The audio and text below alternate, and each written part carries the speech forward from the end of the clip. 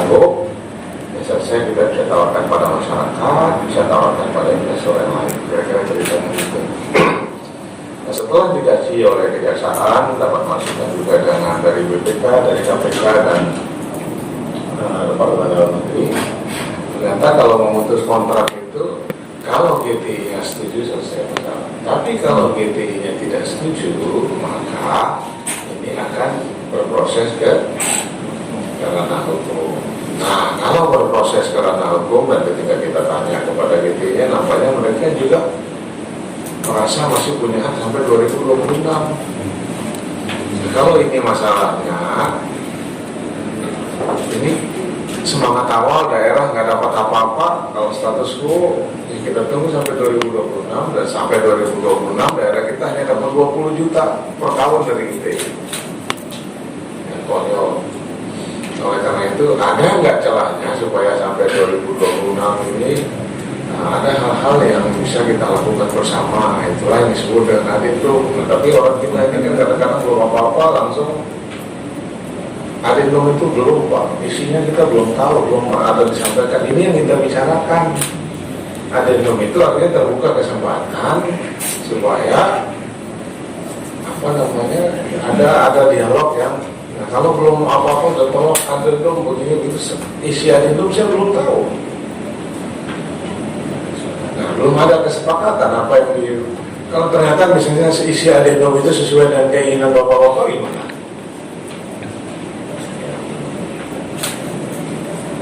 Nah, ini kan kadang-kadang kita belum bicara isi adendumnya yang kemarin kita tanda tangani, makanya Pak Sekda juga Kominfotik itu Pak Najam, itu kesepakatan bahwa adendum itu ada poin-poinnya kira-kira. Dan di sini ada 9 saya baca di sini. Bentuk perjanjian kerjasama yang baru itu seperti apa, maksud dan tujuannya, jangka waktu, transisi, hak dan kewajiban, penerimaan konflik dan lain-lain. Tapi apa isi detailnya itu belum. Nah, tugas Pak Gita yang saya amanahkan dengan Pak Chandra ini datang ke masyarakat. Sebenarnya masyarakat maunya apa sih sebenarnya, sehingga sampai 2026 itu kontribusi pada masyarakat kita sama daerah itu ada. Jadi kita juga GTI maunya apa, masyarakat maunya apa, kita coba mengakomodir semuanya sehingga mudah-mudahan akan ada titik temu. Nah, sesederhana itu aja Pak Chandra ya, Pak Sekda yang sampai kita sekarang. Makanya kehadiran bapak-bapak ini kemarin itu saya baca di medsos ini, berarti belum ada sosialisasi yang baik dari Pak. Dan tidak perlu lama-lama itu udah dengan medsos itu bisa segera sebenarnya. Saya nggak tahu kalau kerja teman-teman itu kadang-kadang lambat, yang mestinya sederhana itu kok jadi diberikan ruang untuk multitafsir. Nah, kalau ternyata teman-teman dari Gili Trawangan, kami maunya gini, A, B, C, tahu semua itu bisa diakomodir dalam adendum, apa masalahnya? Kan sebenarnya itu aja. Nah, sekarang yang kita ingin dengar apa keinginan bapak-bapak yang ada di sini. Nah, jangan sampai pokoknya kita mau putus kontrak kerja, tapi ternyata itu kalau status quo sampai 2026 daerah kita nggak dapat apa-apa, tapi ada pengusaha-pengusaha tertentu yang dapat apa-apa. Nah, yang ini kita jaga betul. Nah, supaya jangan sampai keras-keras itu ternyata tidak murni keras-keras, tapi ada ditunggangi kepentingan tertentu juga. Nah, mumpung kami nggak punya kepentingan ini, nah sehingga kami akan betul-betul, saya sudah ingatkan Pak Sekda untuk hati-hati. Era sekarang itu sekali sedikit jadi kita main itu ketahuan, Pak.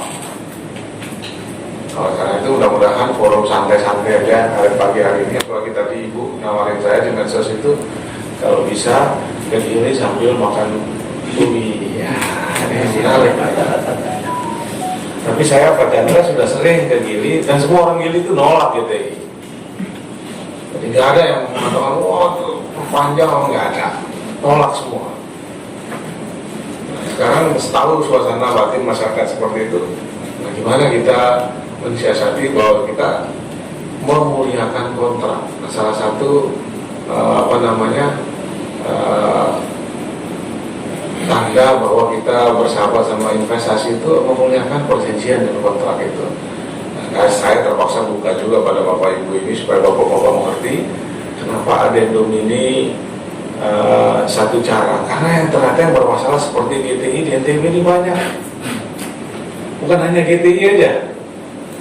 Artinya kalau ini sesuai adendum disetujui, misalnya kalau saya mengatakan putus kontrak, putus aja, tapi daerah kita nggak dapat apa-apa. Nah kalau adendum ini jadi celah Pak Chandra, banyak hal-hal serupa kita bisa adendum juga. Bahkan ada yang kalau nggak salah ngomong plaza itu sampai tahun berapa? 2023. Ini ada yang sampai tahun 2076, ada 2046, ini banyak Pak. Jadi bukan hanya GTI, betapa selama ini kita abai terhadap banyak aset-aset kita. Yang Lombok Plaza kontribusi per tahun untuk kita berapa? 50 dan belum dibayar sama sekali. 50 juta nggak dibayar-bayar Pak. Belum lagi yang lain-lain. Nah jadi jangan hanya melihat ini sebagai persoalan GTI saja. Nah, kita coba mengurai Pak BPK ini nanti banyak aset-aset seperti ini, jangan sampai kita perjanjiannya itu sampai puluhan tahun ke depan tapi nggak diapa-apain. Padahal Pak Jokowi sudah tegas-tegas mengatakan kalau ada investasi yang tidak serius, tidak ada prestasi, tidak ada kesungguhan, segera cari cara supaya itu segera dikasih investor yang punya niat yang lebih konkret. Nah, saya kira ini yang perlu dipahami oleh teman-teman. Nggak ada keinginan kita misalnya ingin menyengsarakan masyarakat, enggak. Apa sekarang keinginan masyarakat kita di itu, bisa nggak ini dimasukkan di dalam adendum? Nah kalau memang bisa, ya sudah adendum. Kalau memang nggak bisa, GTI-nya juga harus legowo juga gitu. Angkat karena sudah tidak berprestasi puluhan tahun, ini suasana yang diinginkan oleh masyarakat. Ini yang perlu dicari kompromi. Jadi nggak keras-kerasan, GTI mau yang gini, masyarakat seperti apa gitu. Kita coba cari supaya daerah dan masyarakat kita ada untungnya. Saya kira ini pengantarnya Pak, jangan dibikin ribet-ribet. Jadi jangan dibikin rumit-rumit begini, begitu, ini sederhana aja. Kalau dibikin ribet-ribet nanti panjang. Nah, jadi apa masukan-masukan? Kalau misalnya, nah sekarang ada tawaran, saya pasti ketawaran yang lebih bagus. Kalau menurut teman-teman putus kontrak lebih bagus, apa alasannya? Apa manfaat buat kita? Kalau misalnya adendum menurut kayak orang yang belajar hukum ini, adendum itu pembuka aja. Misalnya bisa diakomodir kepentingan masyarakat lewat adendum, ya kita coba cara itu. Nah, saya sih terbuka saja. Nah, kalau putus kontrak ternyata nggak ada masalah hukum, nggak perlu kita dapat lebih banyak, ya itu bagus ya, silakan nanti. Kira-kira gitu Pak ya. Terima kasih. Assalamualaikum warahmatullahi wabarakatuh. Waalaikumsalam warahmatullahi wabarakatuh. Prolog sudah disampaikan Pak Gubernur dan pemberitaan sebelumnya. Sila langsung saja. Siapa yang pertama?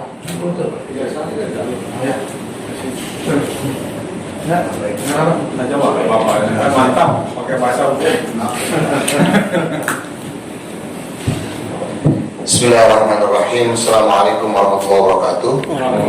Selamat pagi dan salam bahagia buat kita semua. Terima kasih Pak Gubernur atas kesempatannya kepada kami untuk menyampaikan selaku pengacara negara.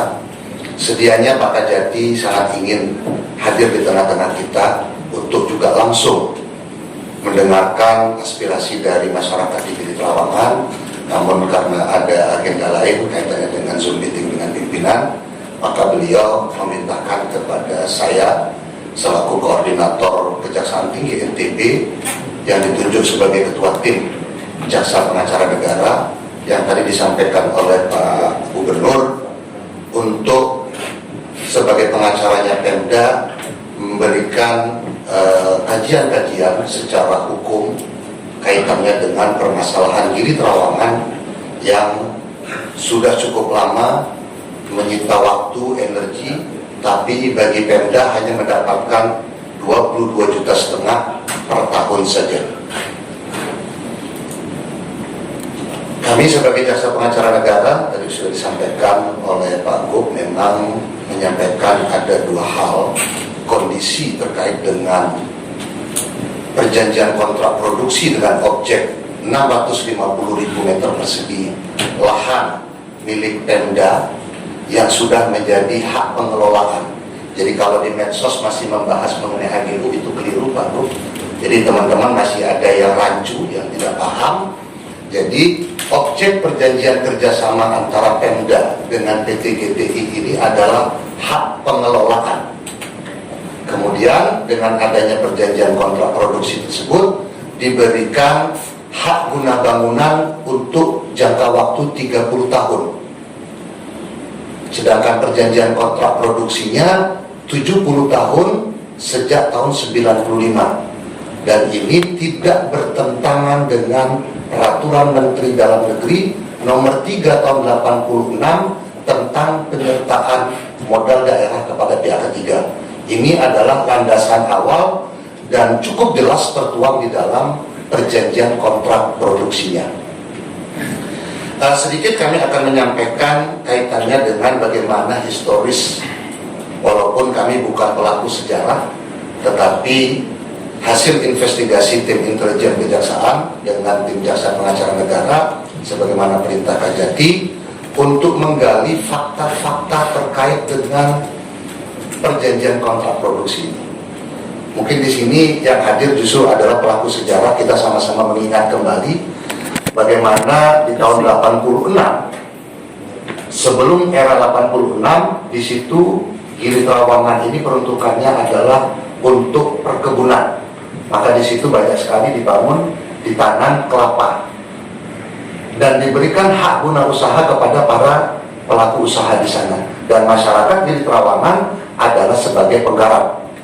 Salah satunya adalah mitranya, pemilik HGU adalah Chandra dan kawan-kawan, itu sebanyak total 750.000. Yang kemudian setelah tahun 86, karena Pulau Gili Trawangan ini dirubah peruntukannya oleh Pemda, yaitu untuk kawasan pariwisata. Maka sejak 86 bergulirlah pariwisata, bergerak pariwisata sampai dengan hari ini sebagaimana yang kita rasakan.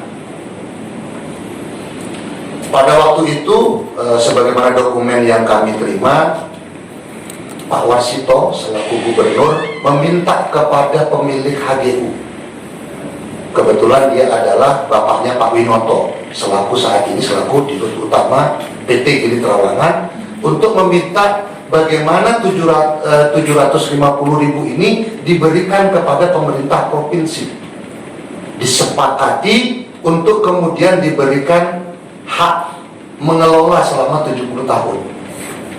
Jadi ini harus kita ingat bagaimana historisnya. Maka kemudian HGU ini dilepaskan haknya, dikembalikan kepada negara, diberikan HPL tanpa ada ganti rugi yang dilakukan oleh Pemda NTB. Tidak ada pembebasan yang dilakukan oleh Pemda NTB. Ini murni pemberian dari HGU seluas 750.000 dan 650.000-nya menjadi objek kerjasama kontrak produksi. Bagaimana dengan 10 hektar? 10 hektar atas prakarsa dari Pak Bupati pada saat itu, Pak Mujitahid, meminta kepada Pemda NTB untuk relokasi seluruh penggarap yang ada di PT HGU-nya PT Gili Trawangan Indah. Dan pada waktu itu berjalan cukup baik, semua ikut, ada dokumentasinya, nampak di situ. Di 10 hektar dibangun sarana dan prasarana, ada masjid, ada sekolah, ada rumah, dan semua biaya ini ditanggung oleh PT GTI, tetapi tidak masuk dalam nilai investasi. Jadi itu tidak diperhitungkan sebagai nilai investasi. Jadi itu yang sudah dilakukan oleh PT GTI untuk melakukan relokasi atas permintaan Pak Mujitahid. Sangat jelas tertuang di dalam beberapa dokumen. Pak Mujitahid benar-benar mengakomodir apa yang diinginkan oleh masyarakatnya pada waktu itu, karena masih masuk di dalam wilayah Kabupaten Lombok Barat. Kemudian PT GTI diberikan kesempatan untuk membangun sejak tahun 95 sampai dengan 98, dan dokumentasinya Alhamdulillah itu masih ada, masih terlihat di situ bagaimana pekerjaan-pekerjaan awal sampai dengan pembangunan. Baru kemudian di tahun 98 di era reformasi, masyarakat, wallahu a'lam masyarakat yang mana mulai menduduki dan merusak. 9 Juni tahun 98 itu mulainya. Kemudian oleh PT GTI, karena dia patuh kepada aturan hukum, dia melaporkan kepada kepolisian 3 kali dalam periode 98 sampai dengan saat ini. 3 kali ada laporan. Ya, namanya warga negara yang baik, ya dia tidak mungkin berhadapan dengan masyarakat, ya chaos nanti. Maka dia melakukan upaya secara hukum dengan melakukan laporan pengaduan. Kemudian menyampaikan juga kepada gubernur NTB saat itu di periode 98, dan ada beberapa langkah yang telah dilakukan oleh Pemda NTB, tidak dibiarkan. Sampai hari ini tidak ada pembiaran yang dilakukan oleh Pemda NTB. Nampak dari beberapa dokumentasi sejak tahun masih Pak Azhar menjadi wakil gubernur, kemudian mohon izin, kebetulan ayahanda saya selaku Sekda di tahun 2001, nampak di situ ada jejak upaya-upaya yang dilakukan oleh Pemda NTB untuk menyelesaikan permasalahan ini. Namun demikian, kita tidak tahu perjalanannya, bahwa tidak ada yang sampai dengan mengambil sikap terkait dengan ini, sehingga terkesan berlarut-larut sampai dengan 25 tahun tidak ada evaluasi terhadap nilai royalti. Harusnya kalau di dalam Permendagri 386 itu adalah ada namanya bagi hasil, tetapi belum tertuang di dalam perjanjian kontrak produksi. Yang ada baru hanya royalti. Maka kemudian semua fakta-fakta ini kami coba diskusikan dengan Pak Gubernur dan tim. Inilah yang bisa kami sajikan mengenai faktanya, bahwa sekarang yang ada di dalam wilayah PT GTI yang menjadi objek kerjasama ini adalah, dari data yang kami peroleh, ada beberapa oknum masyarakat yang menyewakan kepada investor dengan beragam. Punya satu kapling tanah, disewakan, mulai dari variasi ada yang 25 juta per tahun, ada yang paling tinggi itu sampai dengan 500 juta per tahun, yang dinikmati oleh oknum masyarakat. Di mana Pemda? Yang punya tanah 650.000 Pemda. Sama sekali tidak ada masuk kepada Pemda, baik melalui PT GTI atau GTI ini sendiri. Ini yang tadi disampaikan oleh Pak Gub, jangan sampai Pemda yang dirugikan. Andai saja kita hitung semua pendapatan ini dan harus kita masukkan kepada kas negara, apakah semua masyarakat siap? Kenapa? Karena tanahnya jelas hak pengelolaan atas nama Pemda sejak Desember tahun 93. Jikapun masyarakat tidak berkenan dengan GTI, ya semua itu nanti akan kita identifikasi, ya siap-siap dimasukkan kepada daerah, kas daerah, kita masukkan semua hasil yang selama ini, bahwa kemudian nanti kita tata bagaimana. Kalau itu memang yang diinginkan, itu instrumennya nanti akan berbeda. Tapi tadi jelas disampaikan oleh Pak Gub bahwa sampai dengan keputusan untuk melakukan adendum ini setelah melalui proses panjang. KPK, kami 3 kali bersama Pak Sekda, Kementerian Dalam Negeri, BPK, pada prinsipnya evaluasi yang dikedepankan. Kita harus mengevaluasi. Maka kemudian, sebagaimana kita tahu bahwa Permendagri 386 tahun 2001 dicabut oleh pemerintah, sehingga dia sudah tidak berlaku lagi. Maka kemudian apa-apa yang diatur di dalam kontrak produksi ini, tapi tidak juga kita sandingkan dengan peraturan yang sekarang. Karena apa yang sudah ditandatangani yang lalu itu tidak bertentangan dengan peraturan yang baru. Andai saja itu bertentangan, ya tidak ada kepastian di Republik Indonesia. Yang kita lakukan nantinya apabila ada kesepakatan dengan PT GTI adalah memaksa PT GTI untuk tunduk berpedoman pada Permendagri 19 tahun 2016. Di sana dikatakan dalam rangka optimalisasi aset barang milik daerah untuk memperoleh penerimaan satu saja bentuk pemanfaatnya, yaitu kerjasama pemanfaatan. Jadi kerjasama pemanfaatan antara pemerintah selaku pemilik barang milik daerah dengan mitra swasta, BUMN atau siapa, masyarakat, tetapi tidak dengan masyarakat perorangan. Masyarakat perorangan hanya bisa sampai dengan sewa saja kepada pemerintah, tapi itu hanya 5 tahun maksimal. Maka apabila maksud dan tujuan kerjasama ini untuk menata lebih baik lagi kaitan dengan kawasan Gili Trawangan agar benar-benar kawasan Gili Trawangan yang menjadi pusat pariwisata salah satu di NTB, di dunia, di Indonesia bahkan di dunia, ini benar-benar memang memiliki nilai lebih. Oleh karena itu, seperti tadi disampaikan oleh Pak Gubernur, setidaknya ada 9 pokok yang nanti akan berlanjut pembahasannya. Salah satu yang perlu yang kami sampaikan di sini adalah mengenai penerimaan pemerintah. Dengan adanya disepakati nanti adendum itu, maka ada 2 yang akan diperoleh oleh Pemda NTB akibat dari investasi 650.000 lahan. Yang pertama adalah kontribusi tetap tahunan. Kalau dulu 22,5 juta itu tidak ada. Pak Gubernur di dalam Permendagri tidak ada rumusnya, sehingga pada waktu itu 22,5 juta menurut hitungan para pendahulu kita itu wajar pada waktu itu.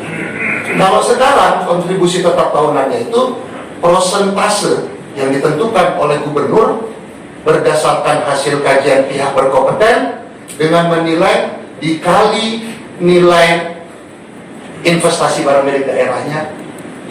Itulah tiap tahun yang harus diterima oleh Pemda. Berapa prosentasenya nanti akan bergulir pihak independen yang akan menentukan. Yang kedua, pembagian keuntungan yang diperoleh setelah dikelola oleh mitra. Bagaimana menghitungnya? Ada prosentasenya dengan pertimbangkan nilai investasi Pemda plus nilai investasi mitra, dan yang terakhir adalah resiko usaha. Dan ini juga yang akan menghitung adalah pihak independen. Tapi setidaknya dari 2 penerimaan ini jelas Pemda tidak akan dirugikan. Karena ada 3 hal yang dipesankan oleh Pak Kajati kepada saya dalam rangka mendampingi Pemda sebagai pengacara negara. 1, pemerintah provinsi tidak boleh dirugikan. Karena kalau dirugikan, ketika kita dibilang pembiaran, nanti dibilang korupsi. Aset 650.000 cuma dapat 22,5 juta. Miliaran-miliaran yang beredar di situ bukan Pemda yang menikmati. Mereka justru yang menikmati. Siapa? Inilah salah satu proses identifikasi dan inventarisasi. Tapi itu bukanlah langkah terakhir. Tujuannya tadi jelas bagaimana menata kembali. Yang kedua adalah adanya kepastian berinvestasi. Cukup jelas perintahnya Presiden Jokowi untuk memastikan bahwa investasi itu ada kepastian. Yang ketiga adalah jangan sampai masyarakat dirugikan. Maka tadi apapun masukan-masukannya masyarakat, tentu saja ini akan menjadi bahan bagi kami dalam rangka menyusun isi dari adendum itu sendiri. Yang salah satunya adalah berbicara tentang master plan. Master plan adalah rencana kaitannya dengan pengembangan terhadap kawasan berupa lahan seluas 650.000. Monggo silahkan, di situ sarana kita untuk apa konsep-konsep yang perlu disampaikan. Kalau misalnya ada usaha-usaha yang saat ini jangan-jangan bisa diakomodir di dalam master plan. Justru ini dibuat, dirapikan, ditata untuk agar apa? Kembali lagi, penerimaan daerah menjadi optimal. Mungkin itu yang dapat kami sampaikan Pak Gubernur dan Bapak-Bapak Ibu sekalian. Nanti mungkin dalam perkembangannya kita akan diskusikan. Mohon maaf apabila ada yang kurang berkenan. Wassalamualaikum warahmatullahi wabarakatuh. Terima kasih Mas Chandra atas paparannya. Nah, sudah jadi sampun jelas. Seperti ini ke paparan mengingatkan kembali sejarah dan silang. Mungkin Nabi yang tinggi akan sampaikan sebagai masukan, aspirasi dan lain sebagainya akan kami catat sebagai bahan pertimbangan untuk perumusan materi-materi adendum selanjutnya. Siapa yang pertama? Mulai urutan ya, nanti silakan. Sebut nama kebenaran. Bismillahirrahmanirrahim. Assalamualaikum warahmatullahi wabarakatuh. Terima kasih responnya Pak Gubernur di sosmed. Perkenalkan saya Rais. Saya sebelumnya hari ini nggak ngebayangin suasana yang menegangkan seperti ini, gitu. Serius. Ini kayak kita mau perang aja gitu. Jadi mohon izin Pak Gubernur, setelah kami diskusi, kami di sini membawa kira-kira 8 pertanyaan. Ya. Yang mudah-mudahan Pak Gubernur dan tim, saya bersyukur juga dengan banyaknya kita hadir pada hari ini. Mudah-mudahan bisa pertanyaan kami yang 25 tahun yang lalu bisa terjawab. Karena memang dari dulu kami nggak punya ruang seperti ini. Kalau Pak Kajati tadi, Pak Chandra mengatakan pelaku sejarah, saya korban sejarah itu sendiri. Baik, tapi saya mohon Pak Gubernur, Pak Sekda, mohon nanti kita jawab ketika satu pertanyaan ini jawab aja langsung gitu, nggak usah ditunggu-tunggu. Pertanyaan yang pertama, apa sih? Jadi sebelum saya tanya, saya ingin kita suasana ini menyenangkan. Gitu. Iya, saya ingin suasana ini menyenangkan, jangan kita tegang-tegang gitu. Karena kita dalam rangka mencari solusi seperti Pak Gubernur bilang. Pak Rais yang tegang-tegang itu Pak Rais ini. Mungkin. Bisa jadi. Alhamdulillah kita sudah ketawa ya.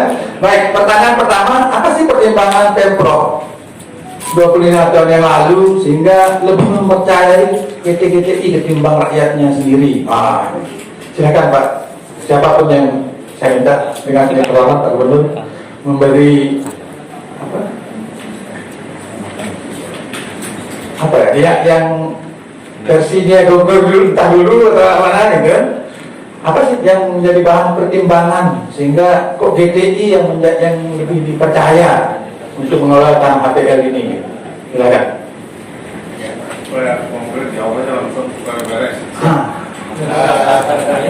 Tadi kami sudah sampaikan, Pak Haji Rais, makasih atas pertanyaannya. Izin Pak Gubernur, mungkin kalau ditanya zaman dulu ya tentu saja Pak Gubernur saat ini dan pejabat saat ini juga tidak tahu. Kami juga tidak tahu. Tetapi yang pasti bahwa kenapa Pemda NTB mempercayakan kepada PT GTI. Justru PT GTI yang memberikan tanah ini, dia hanya diberikan hak untuk mengelola selama 70 tahun. Yang punya tanah 750.000 ini adalah HGU atas nama Chandra dan kawan-kawan yang kemudian diberikan HPL kepada Pemda. Maka kemudian semua penggarap yang pada waktu itu menggarap kebun kelapa direlokasi di 10 hektar. Kita juga masih ingat bahwa ada 3 perkara perdata kaitannya dengan HGU ini dan semuanya dimenangkan oleh pemegang hak guna usaha khusus untuk yang 750.000. Ada 3 kami punya data kaitannya dengan perkara dan itu semua pada waktu itu digugat oleh masyarakat dan semua dimenangkan oleh pemegang HGU. Maka Pak Warsito punya peran besar bagaimana memperoleh 750.000 meter persegi dan Pemda tidak mengeluarkan biaya. Tidak ada pembebasan 750.000. Yang ada diberikan secara sukarela oleh pemegang HGU untuk menjadi barang modal investasi Pemda NTB. Jadi mungkin pertanyaannya kenapa GTI mau kan itu. Bukan kenapa Pemda nunjuk PT GTI. Inilah kepiawaiannya Pak Gubernur, Pak Warsito pada waktu itu, bagaimana menggandeng para swasta untuk membangun bersama-sama Pemda NTT. Mungkin itu Pak Bu. Terima kasih. Ada yang menambahkan? Silakan. Ada jawab dikit. Ini jawab biasa-biasa saja. Siap. Bukan hanya GTI dan segi Terawan itu kalau dengar jawaban dari segi hukum ya sebenarnya tanah HGU-nya atas nama Chandra. Tentu akan bertanya masyarakat di sana apa urusannya Chandra, dari mana asalnya tiba-tiba punya tanah dari Terawan kan. Karena kita yang sudah di sana dan yang moyang kita di situ, masa kita di situ.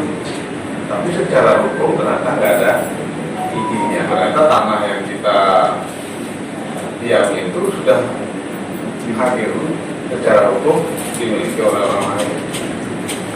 Yang begini-begini Pak, bukan hanya di PT di Terawangan saja, hampir semua tanah di kita ini, termasuk di Pulau Sumbawa. Saya tahu itu orang kampung tiba-tiba kenapa jadi tanah atas nama pengusaha dari Jakarta. Di Tanung itu orang kira tiba-tiba kok tanah ini milik jenderal-jenderal yang ada di Jakarta. Tapi secara hukum ternyata dicek sertifikatnya. Nah inilah masalah kita secara hukum, makanya tidak segala sesuatu juga bisa harus selesai secara hukum, karena ada hal-hal di luar hukum. Nah, maksudnya orang mau gimana, bukan tanah kita orang yang moyang saya sudah di situ kok. Nah sekarang mudah-mudahan yang begini-gini ini ada jalan keluarnya. Karena kalau kita keras-kerasan secara hukum ya ada, tapi kita tahu sendiri dari bentuk rambutnya, warna kulit, nggak mungkin dia ada di situ. Kita yang punya hak. Artinya yang begini-begini pertanyaan itu bukan hanya sedikit di Terawangan saja. Tiba-tiba ada contoh kemarin di PT apa namanya yang gula itu di Dongsa. Tiba-tiba pengusaha Jakarta punya hak puluhan ribu di situ. Dan orang kampung yang nenek moyangnya tadinya menggarap-garap sekarang, oh tiba-tiba tanah ini jadi punya orang Jakarta. Tapi faktanya itulah bang secara hukum itu atas nama mereka. Nah, oleh karena itu ini yang bikin kadang-kadang penyelesaiannya jadi rumit. Kita tidak menjadi tua di tempat kita sendiri. Nah sekarang hukum saya buka ruang gitu kan, gimana mengakomodir ini semua sehingga secara hukum mereka kita tidak melanggar hukum, karena nanti kalau kita apa-apa atas nama melanggar hukum kita kena sanksi masyarakat, jadi korban. Nah ini dicari ruang aja. Jadi kira-kira jawabannya kira-kira gitu lah Bang ya. Gak usah dibikin tegang-tegang, jawabannya kira-kira gitu lah. Baik, mungkin Pak Sekda mungkin mau menambahkan? Iya. Beliau ini lumayan tahu lah. Oh, saya nggak tahu Pak, saya nggak tahu. Dari aspek kepariwisataan, potensi Gili Terawangan yang hebat itu ingin dilakukan percepatan pembangunan. Nah, sehingga dicarilah investor yang bisa melakukan akselerasi. Akan beda pembangunan yang secara sporadik oleh masyarakat dengan terkelola secara terencana baik oleh investor. Contoh, akan berbeda nanti kualitas pariwisata destinasinya antara Resort Senggigi dengan yang terbangun di Cape Mandalika. Contoh nyata, silahkan bandingkan antara Nusa Dua yang dikelola oleh PT ITDC dengan betapa kreditnya yang ada di Kuta dan lain sebagainya. Sehingga pada saat itu pemerintah ingin membangun kawasan Gili itu secara terencana. Maka lahirlah keputusan gubernur nomor 500/1992. Bahkan sudah diatur jumlah kamar berapa di Gili dan lain sebagainya. Di Gili peruntukannya itu dulu untuk tidak yang permanen. Sementara bersamaan dengan pembangunan Gili ada kawasan STDC, Seal Tourism Development Corporation. Sesungguhnya di sanalah akan dibangun aspek pembangunan yang permanen. Jadi sekali lagi ini strategi pengembangan percepatan pembangunan pariwisata. Terima kasih. Pertanyaan kedua.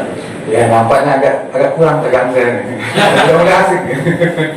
Baik, jadi ya sebagai tambahan informasi lah buat kita yang hadir bahwa ya dulu kalau kami dibilang itu masyarakat di sana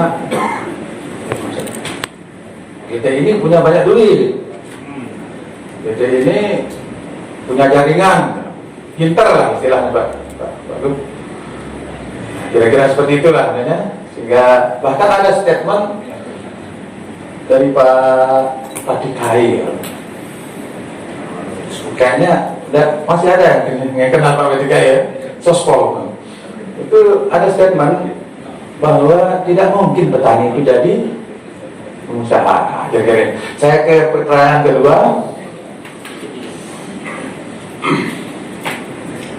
Nah ini pertanyaan 25 tahun yang lalu kira-kira Pak Gubernur.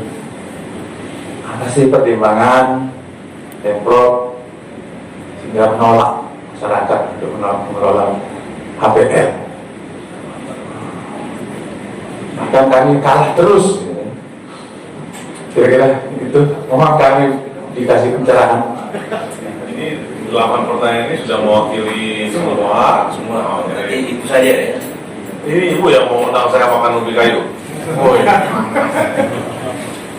Silakan Pak, saya kayak tahu Pak ya.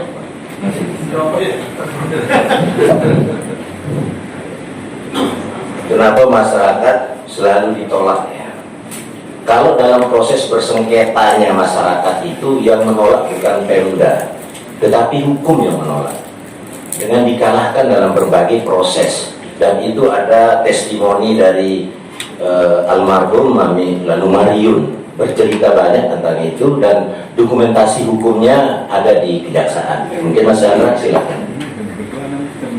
Kalau saya jadi kalau kita refleksi 25 tahun yang lalu mungkin ada manfaatnya, tapi sekarang ingin bergerak cepat Pak.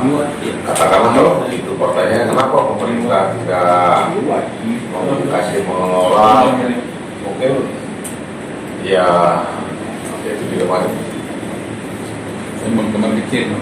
Ya, maksud saya mungkin jawabannya hampir sama juga dengan yang pertama ya. Tapi maksud saya itu kalau misalnya ada hal-hal yang apa yang saya ceritakan pada saya sekarang, saya ada di sini.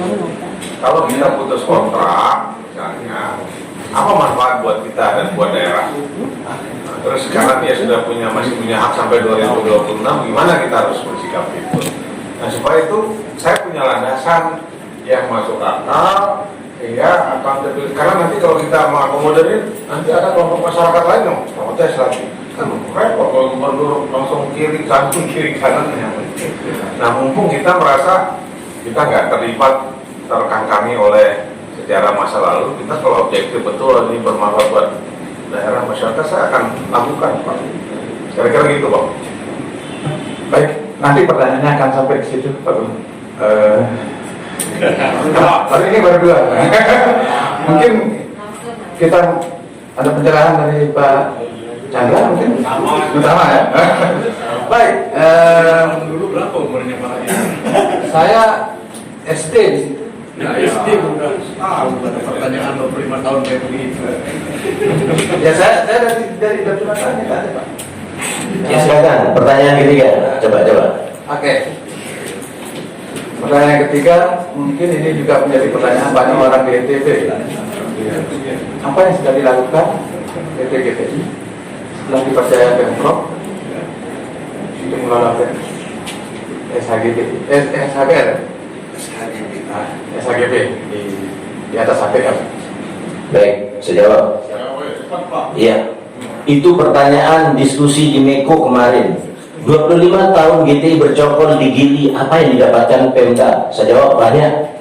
22,5 juta kali sekian tahun, sampai saat ini GTI tetap bayar walaupun dia tidak mendapatkan keuntungan.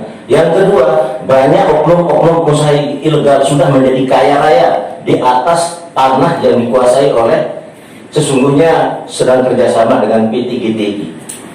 Jadi banyak yang kita dapatkan. Pertanyaannya mestinya dibalik. 25 tahun GTI bercokol di NTB, apa yang didapatkan GTI? GTI tidak dapatkan apa-apa selama ini. Padahal dia punya hak untuk kerjasama itu. Terima kasih. Pertanyaan keempat. Ini jawaban Pak Sekda ini Jangan menekankan Pak, jawab saya tanya. ini jawaban yang tidak mau didengar oleh rakyat.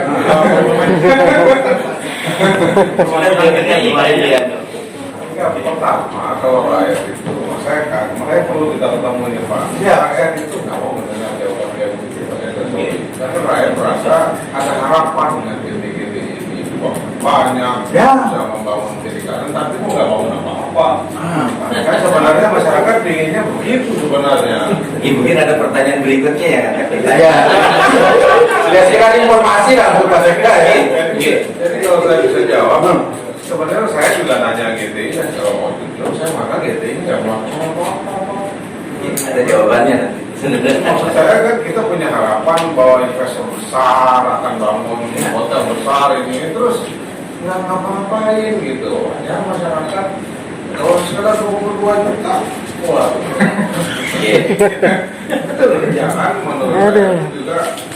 Jadi wajar kalau masyarakat itu punya pertanyaan. Karena saya melihat nuansanya waktu itu pertanyaan, tapi kan ini penegasan sebenarnya. Nah ini kenapa saya perlu clearkan supaya kita itu nggak ada agenda apa-apa. Kalau Anda punya masukan menurut saya lebih masuk akal, saya akan ikuti. Jadi sekarang ini bukan hanya kuat-kuatan. Mana yang menguntungkan buat daerah kita aja kita lakukan. Nah tentu nuansanya beda karena setelah reformasi masyarakat yang tadinya banyak menyimpan masalah di bawah karpet, akhirnya itu membuka semua gitu. Belum tentu proses yang secara hukum benar di masa lalu merefleksikan seluruh kebenaran. Kira-kira gitu Pak Raid ya? Ya mungkin saya bisa bantu Pak Sekda yang sudah dilakukan GTI. Jadi yang sudah dilakukan GTI selama menerima kontrak itu menakuti masyarakat Pak. 2. Gusur. 3. Memagar. Seterusnya setelah itu menelantarkan. Alasannya ya silahkan seperti sudah disampaikan tadi gitu kan. Tapi yang kami tahu di masa di Gili Trawangan itu yang dilakukan. Pernah ada melantarkan batu pertama dan terakhir. Itu. Ya. Kemarin di diskusi itu Humas GTI hadir juga. Sudah menjelaskan semua yang dilakukan dan apa komitmen besarnya sudah kita bahas. Kalaupun ya justru itu kami tanya tadi Pak, cuman Bapak ngegas gitu. ya enggak. Oke, Kan kita lagi jadinya kan. Ya, jadi seperti itu. GTI sudah tadi Mas Chandra pada kesempatan awal apa yang dia lakukan. Nah kemudian apa yang akan dia lakukan ke depan, ada master plan, itu pun kami belum setuju karena kondisi ada di tengah belum clear and clean di lahan itu, jadi tidak bisa. Nah itu kami tahan juga seperti itu gitu. Nah saya pikir 8 pertanyaan ini baru 3, jangan-jangan disimpan nanti akan saya berikan pada saat itu gitu. Baik, kalau sudah clear, saya mau pertanyaan berikutnya. Pertanyaan berikutnya, yang Bapak tahu apa sih yang sudah dilakukan masyarakat setelah ditolak dan digusur oleh Pemprov waktu itu sampai sekarang? Kayaknya tahu lah ini. Atau saya ulangi pertanyaannya, apa yang sudah dilakukan masyarakat setelah Pemprov menolak masyarakat itu untuk mengelola HPL itu dan digusur? Kira-kira apa? Saya rasa jawaban-jawaban sama-sama kita tahu, tidak usah kita beri terlalu banyak. Tadi Pak Gubernur sudah meminta, ayo apa aspirasi ini kita ke depan, mungkin kita akan rumuskan. Kalau seperti itu, ya nantilah kita santai-santai katanya. Saya lebih substansi. Saya rasa tidak menghabiskan 3 jam untuk pertanyaan ini Pak. Yang penting Bapak jawab cepat. Rasa 15 menit pun sudah keluar. Baik. Apa yang Bapak tahu yang sudah dilakukan masyarakat?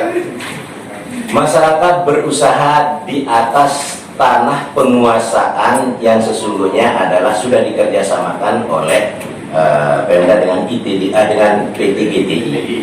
Kemudian dalam proses pengusahaan itu dalam suasana booming pariwisata, sekian rezim pemerintahan tidak melakukan apa yang kebetulan hari ini kita lakukan, dianggap sebagai pembiaran dan lain sebagainya. Karena kalau pemerintah dulu akan melakukan tindakan penggusuran dan lain sebagainya, ini isunya menjadi mendunia. Masyarakat dalam usahanya sudah berkontribusi pembayaran PB1 PHR, terutama penyetorannya kepada pemerintah Kabupaten Lombok Utara. Terima kasih Pak. Ya sekedar biar Bapak tahu aja, Pak Gubernur dan Pak Sekda dan kawan-kawan di sini, sekedar mengingatkan yang sudah dilakukan masyarakat, ketika ditolak oleh Pemprov itu melawan, sampai kan ke Jakarta itu demo-demo, kemudian masuk kembali ke lahan itu gitu. Kemudian masyarakat membangun usaha di situ yang oleh Pak Sekda dengan tegas bilang ilegal. Terus menciptakan lapangan pekerjaan Pak.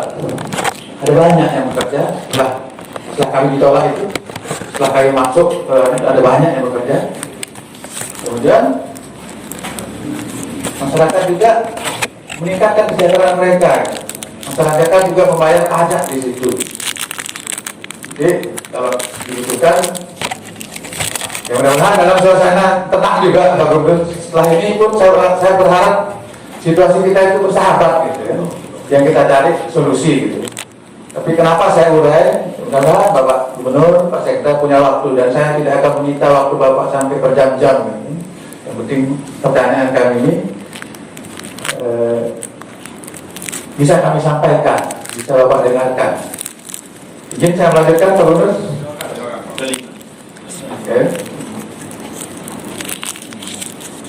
Oke, dari yang kita sampaikan tadi, pertanyaannya, setelah diterbitkan HPL dan berusia kira-kira lebih 25 tahun, saya ada persisnya gitu, karena dari dulu dia misteri. Bahkan kita nggak tahu GTI dulu ketika kita digusur-gusur itu, ketika kami demo-demo itu nggak tahu kita GTI. Saya kira-kira setelah diterbitkan HPL dan berusia anggap saja 25 tahun, mana yang lebih mendatangkan manfaat menurut Pak Gubernur? Saya sudah sampaikan tadi yang dilakukan masyarakat melawan, yang dilakukan masyarakat demo, bahkan mungkin berteriak-teriak, nangis gitu, masuk tanah itu lagi, membangun usaha yang sekarang resah gitu kan. Kemudian kalau dibandingkan yang dilakukan 25 tahun yang lalu oleh GTI gitu, maka menggusur mengantarkan bayar 22,5 juta gitu. Nggak tahu juga kami dari terima atau tidak ya. Nah, kira-kira pertanyaannya, mana yang menurut Pak Gubernur setelah diterbitkan HPL ini dan berusia 25 tahun, mana yang lebih mendatangkan manfaat? Saya tidak menanyakan hukumnya, mana yang lebih mendatangkan manfaat, yang dilakukan masyarakat atau GTI itu? Oke, saya jawab aja langsung supaya cepat ini ya. Karena terus diskusi di forum koordinasi daerah itu lama juga. Dan kita udah panggil GTI-nya Bang, dan faktanya hampir semua tanah GTI itu sudah dimiliki oleh masyarakat. Nah, Kapolda yang dulu sebelum Pak Kapolda yang sekarang itu Pak Kades sudah bilang GTI kalau lu mau serius gitu, katakanlah ada di antara 65 ya, yang tersisa itu ada 2 hektar yang masih tersisa. Ya bangun aja yang 2 hektar, nggak usah ganggu-ganggu yang punya masyarakat dulu, supaya kalau masyarakat melihat Anda serius membangun, jadi kepercayaan masyarakat itu akan kembali lagi. Kira-kira gitu. Saking kita mengatakan itu tidak ingin bahwa kita butuh investasi ya, bahwa kita harus memuliakan kontrak ya, tapi pemerintah ini tidak mau menyengsarakan rakyatnya. Itu perlu. Pak Jokowi apapun diinginkan kena investasi itu tidak boleh mengganggu masyarakat.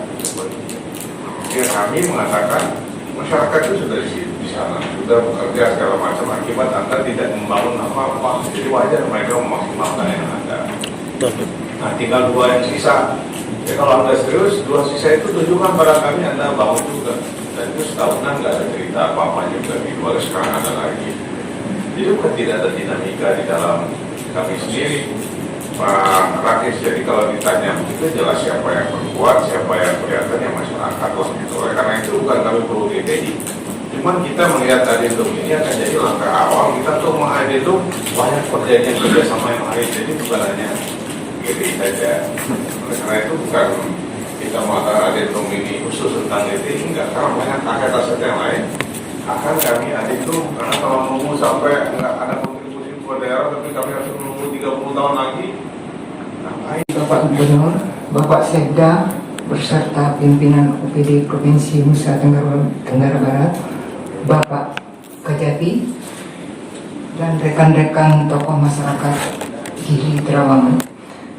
Mohon maaf Pak Gubernur, saya secara pribadi dan mewakili warga Gili Trawangan turut berduka cita atas berpulangnya almarhum Ibunda. Semoga almarhumah husnul khotimah. Amin. Pertama-tama saya minta maaf juga Pak Gub karena dan berterima kasih sudah langsung dikomen dan direspon sama Pak Gubernur dan undang kami kemari. Terima kasih Pak Gubernur. Alhamdulillahirabbil alamin. Saya mungkin mau bertanya tetapi sudah ditanya semua sama Pak Esin. Mungkin saya di sini saran Pak Gub.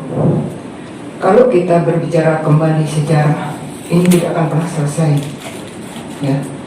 Dan kalau menurut saya, PT GTI ini menjadi hantu bagi masyarakat Gili Trawangan dan tidak pernah nampak, mohon maaf, tidak pernah nampak. Dan kalau menurut saya, PT GTI ini melanggar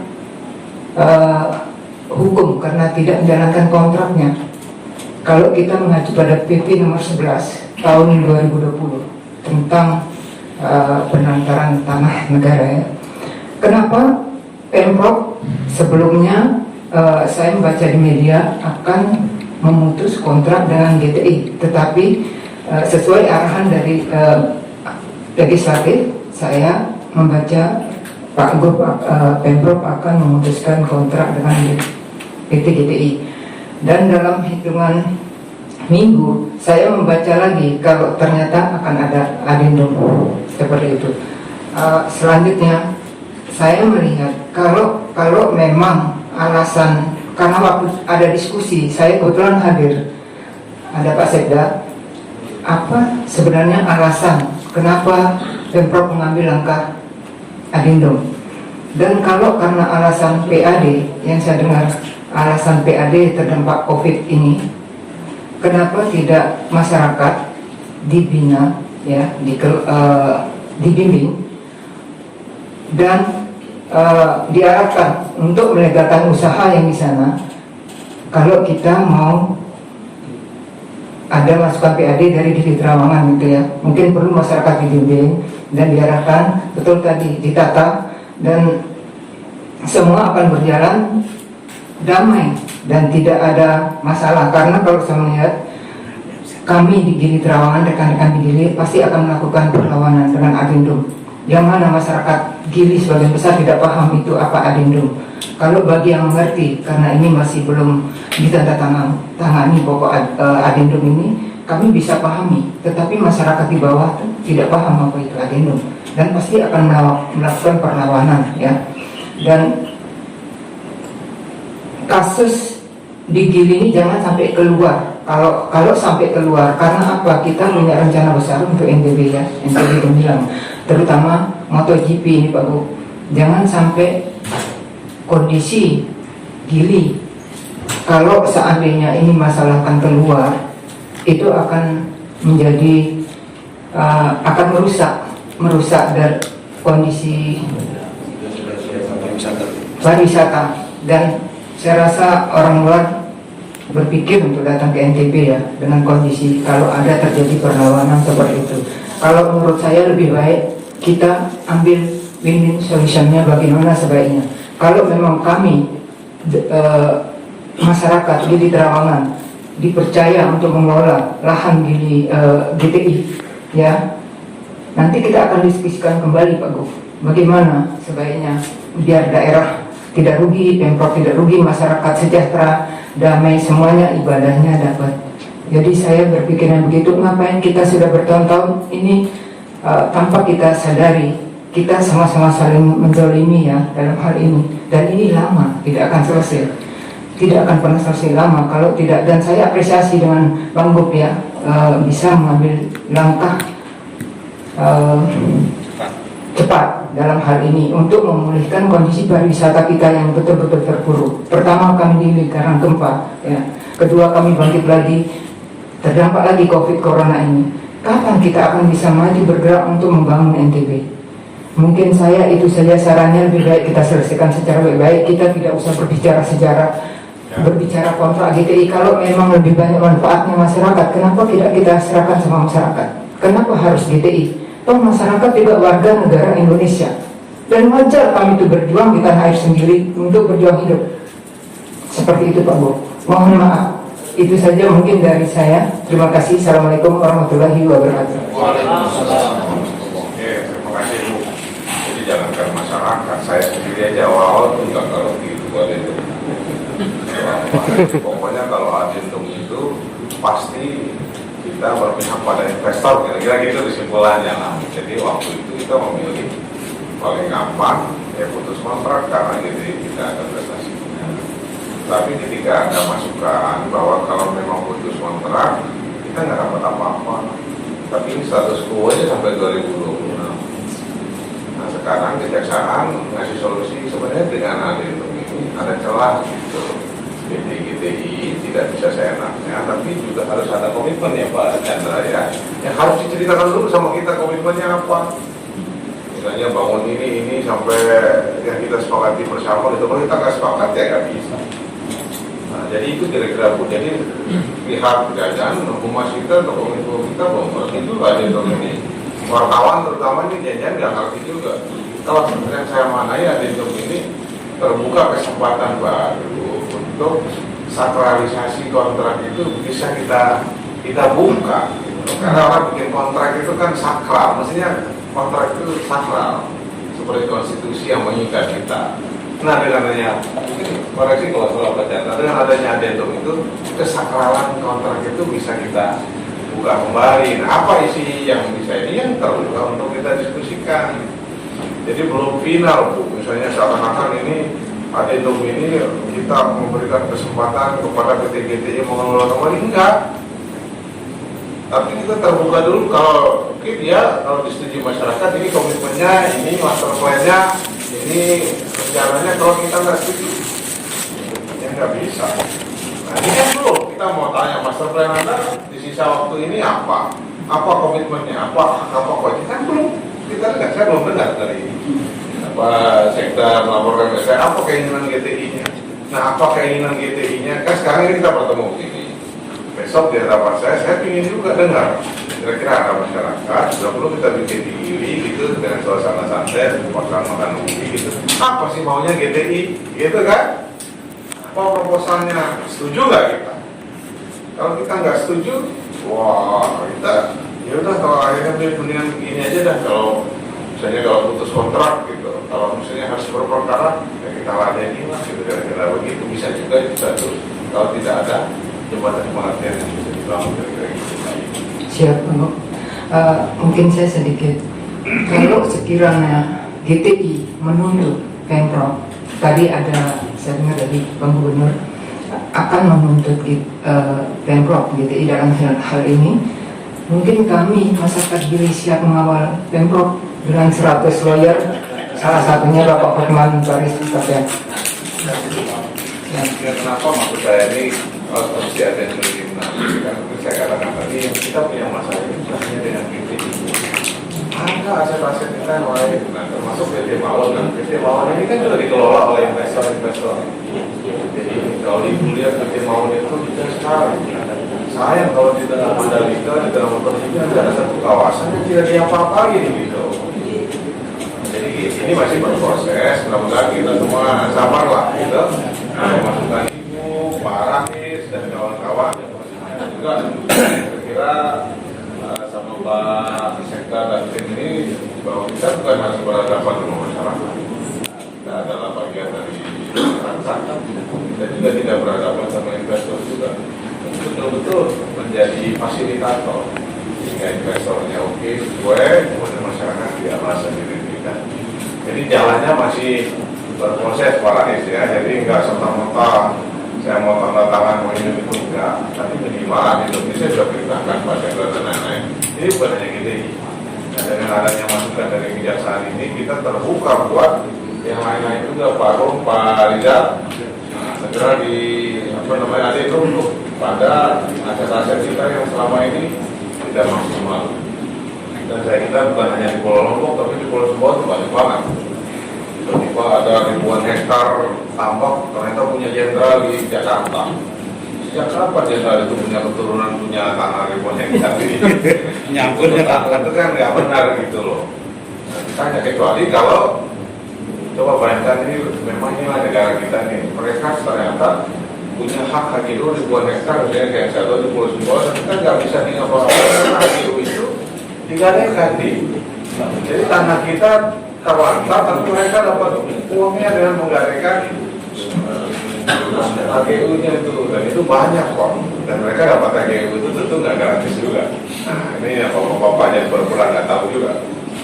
Nah, ini kadang kita fakta yang harus kita hadapi. Nah ini banyak tanah terlantar itu, tapi sebenarnya nggak terlantar, sudah ada pemiliknya semua rupanya. Nah, setelah dilihat, nah ini yang coba dijadikan alat atas masukan dari kejaksaan. Ada semuanya itu. Oleh karena itu mungkin kita harus punya keberanian mana yang ini kehutanan. Ada tiba-tiba orang dari Jakarta punya pengelolaan 50.000 hektar. Waduh, bukan hanya 75 hektar, Pak, 50.000 hektar, 100 hektar. Sejak kapan dia punya tanah 10 hektar di tempat kita? Wajar kalau masyarakat di kampung itu ngamuk-ngamuk. Nah, oleh karena itu ini kira-kira adendum ini bukan hanya DPI, sehingga nanti kesannya ini adendum untuk, tapi semua yang kita anggap nggak di garap-garap ini segera aja. Nah, kita ada di Biro Hukum, ada orang kejaksaan juga di dalam ini. Kita buka saja semuanya. Jadi terima kasih Pak Rais dan kawan-kawan. Terus saja berkomunikasi. Kalau ada masalah dengan staf-staf saya yang menurut Bapak kelihatan masuk angin, jangan macam saya dikasih tahu. Tapi karena tugas kita tentu, makanya sengaja saya kasih ke Pak Sekda sama Pak Chandra ini, karena yang lain kan banyak juga masalah Mandalika ini belum selesai, ini belum selesai, dan kita coba bagi tugas gitu lah. Tapi saya tetap mau suara dan masukan dari teman-teman di apa kita ya. Oke, Pak Sekda mana lagi? Sedang dipikirin terdiri dari 3 divisi. Satu membahas tentang konten adendum, yang satu akan membahas tentang master plan, yang satu membahas langkah-langkah sosialisasi. Jadi baik dari Biro Hukum sudah naik, ada perbaikan dan akan segera naik ke Gubernur. Tim yang sama juga dilakukan oleh PT GTI. Jadi nanti akan bersama-sama secara paralel akan dilakukan, dan kejaksaan juga bergerak bersama. Makna pemanggilan dan kejaksaan ini bisa nggak timnya melibatkan semuanya bersama aja, jadi dalam tim kerja kita aja. Karena memang misalnya tim sosialisasi ada tim konten, ada itu ada Mbak Siti, Mbak, permisi Mbak. Pak Rais masukin dan kawan-kawan yang bekerja konten adendumnya apa gitu. Kalau memang kita jadi lebih terbuka. Misalnya adendumnya kita maunya segini-gini, mau 2 hektar aja kita kan bisa dia adendum di Jepang dulu kan. Ada tambahan sedikit, Silakan. aku terlupa ya. Ini kalau memang memungkinkan itu, hentikan pemanggilan itu dulu gitu kan. Kami sudah menderita dengan COVID. Jadi kita ya undangan itu apa ya? Bagi kami Pak Chandra itu kayak merobek luka lama. Trauma kami dikirim surat yang ada kopnya kayak gitu. Jadi tidak tidur itu. Karena mereka diundang gitu kan. Terus ada tulisan penyidik, oh keren, langsung kaget itu masyarakat itu. Itu bawa mengenai. Jadi padahal kalau Pak dari Kajati sudah akan ke sana, mungkin dibakarkan ikan gitu, sambil tanya-tanya di situ kan masih mana gitu. Jauh lebih apa friendly gitu. Jadi Coba diluruskan Pak Chandra. Iya, silakan. Ya, makasih Pak Rais atas masukannya. Jadi kaitannya dengan undangan Kejaksaan Tinggi kepada masyarakat ini tidak lain adalah dalam rangka melakukan inventarisasi dan identifikasi. Jujur, kami sudah sekaligus ingin juga mensosialisasikan. Nanti ada beberapa data yang memang kita peroleh. Jadi yang sebenarnya kehadiran bapak-bapak di sana itu kita cuma ingin tahu usahanya apa, berapa luas lahannya, perolehannya dari mana. Kemudian yang terakhir adalah usul dan saran. Kenapa kemudian muncul surat pernyataan? Surat pernyataan itu hanya untuk yang memang bersedia. Kalau di sini mereka mengatakan kami tetap bersedia mengelola dan memanfaatkan tanah punyanya Pemda. Maka kami kasih surat pernyataan. Untuk apa? Untuk kita mengidentifikasi nanti. Kalau yang belum tentu nanti ada beda. Bagaimana caranya kita mendiskusikan? Kayak tadi disampaikan Pak Gub adalah bagaimana masukan-masukan dari masyarakat ini yang akan kita bahas di dalam konten adendumnya.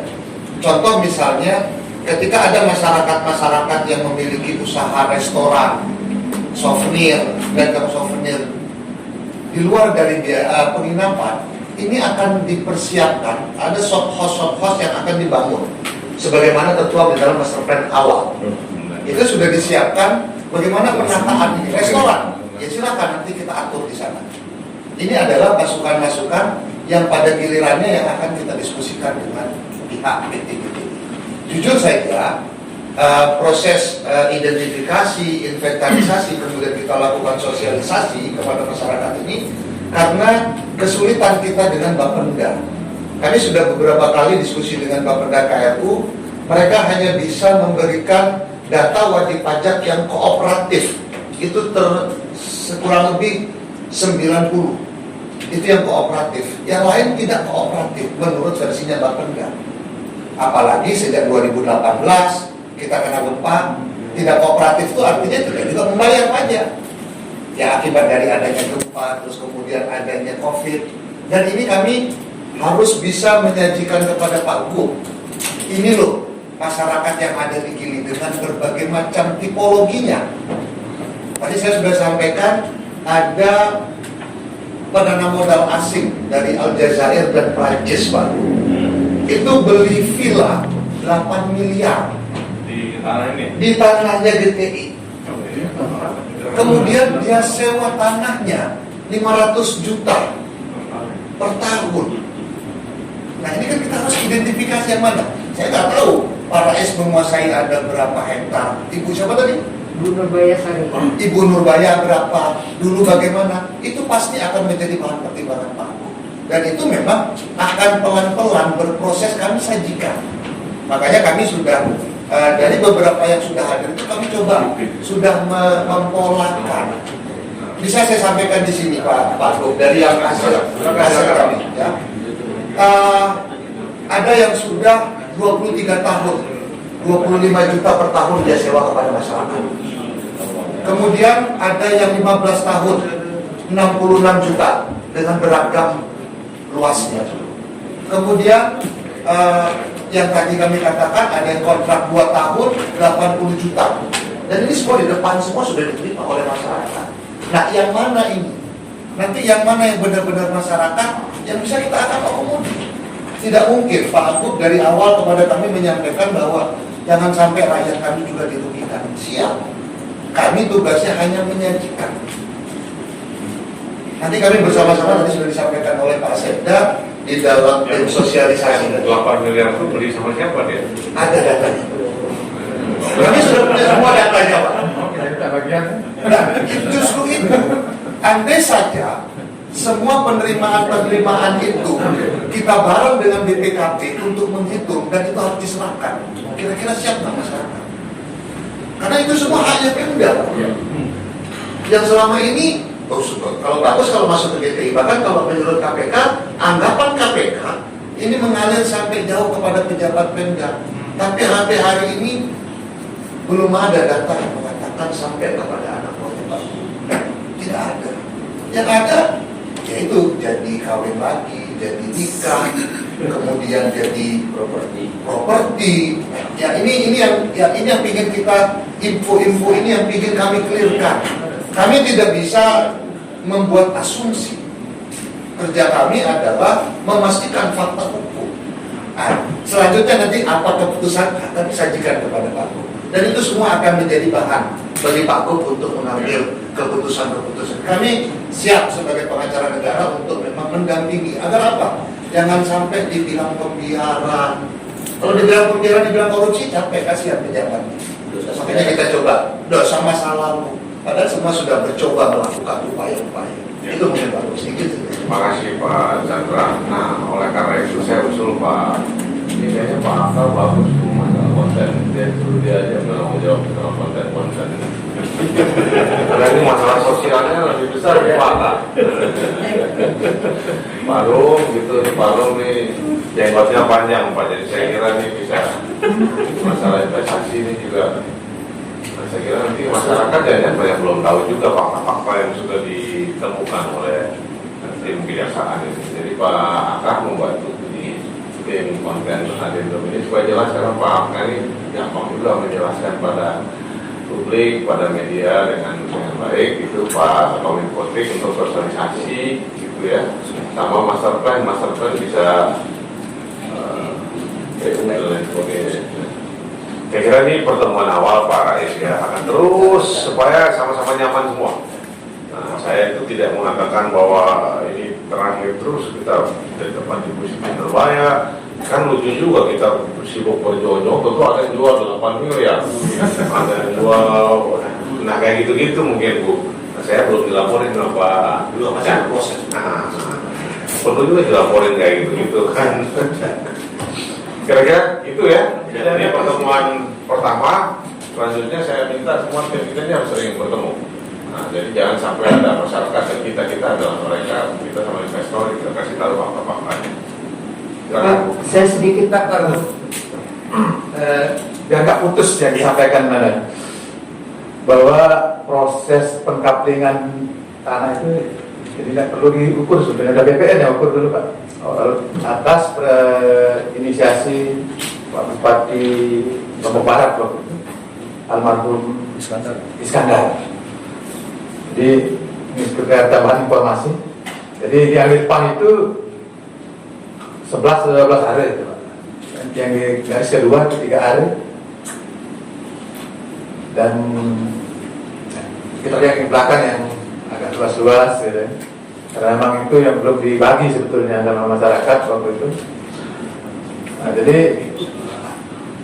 di kapling itu bukan masyarakat ya, kapling itu oleh Pak Iskandar itu diturunkan BPN gitu. Sertifikatnya aja yang belum ada. Jadi masyarakat itu masih merasa punya gitu. Karena ya, Bapak itu kan memang pemerintah gitu kan. Jadi supaya jangan putus Pak, sehingga jangan dianggap bahwa masyarakat ini. Jadi soal kontrak, ya karena memang sudah dikaplingkan gitu. Ini sertifikatnya apa? Sertifikatnya aja yang belum ada gitu. Yang kapling, yang untuk itu BPN. Sebetulnya saya udah sama Pak Rudi dulu, kami juga sudah membuat data itu. Jadi ya biar jangan putus dan pihak nanti adanya soal apa. Baik, makasih. Saya sedikit saya mewakili masyarakat Gili, mungkin memohon Pemprov untuk meninjau dan menindaklanjuti ya surat DPR RI nomor 99 tahun 1998 tertanggal 27 November tahun 1998 perihal pemohonan pembatalan kontrak kerja PT GTI dengan Pemprov Nusa Tenggara Barat. Itu saja.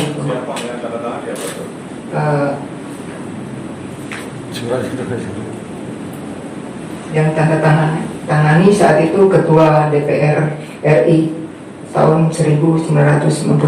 Mungkin menyusul suratnya bisa kami copy dan silakan.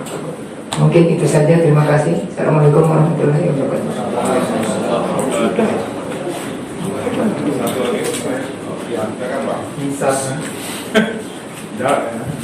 Assalamualaikum warahmatullahi wabarakatuh. Terima kasih atas. Mungkin saya mau persingkat saja, lebih kepada solusi Pak. Saya tertarik tadi apa yang disampaikan oleh Pak Gubernur. Jadi memang kita sudah tahu permasalahannya, dan terpenting perlu dihadirkan solusi. Jadi kami memang dari dulu menuntut kepastian hukum, Pak. Kenapa ini semua terjadi? Karena memang tidak ada kepastian hukum di dalamnya.